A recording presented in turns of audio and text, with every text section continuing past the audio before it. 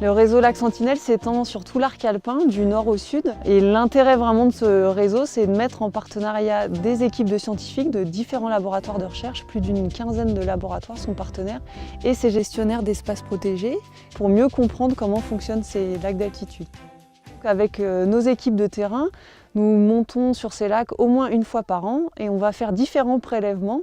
Tous ces prélèvements, que ce soit de l'eau ou du plancton animal, végétal, sont ensuite acheminés jusqu'à des laboratoires de recherche qui vont faire les dénombrements d'espèces et puis les analyses en laboratoire et qui vont ensuite nous renvoyer tous ces résultats qu'on va pouvoir mettre en commun et comparer d'un lac à l'autre, du nord au sud des Alpes. Donc les différentes étapes de ce protocole commun sont d'une part la mesure de la température au fond du lac via des petites sondes de température qui sont installées directement au fond du lac.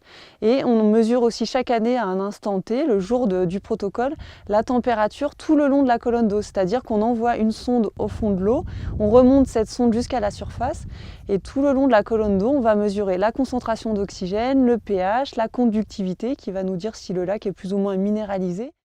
Ensuite, on va utiliser un filet à plancton qu'on envoie aussi au fond du lac et en remontant le long de la colonne d'eau, en fait, on va piéger tout le plancton qui est dans ce lac et on va surtout regarder dans ce filet le plancton animal. Donc on met ce plancton dans une petite bouteille et ensuite en laboratoire, on va regarder toutes les espèces qui s'y trouvent. Souvent, on est au moins à 15-20 espèces différentes par lac.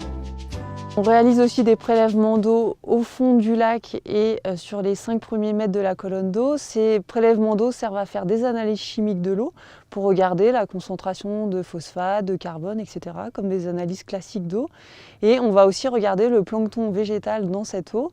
On est pareil autour d'une dizaine d'espèces de plancton végétal pour l'instant connues dans ces lacs qui sont très différentes d'un lac à l'autre.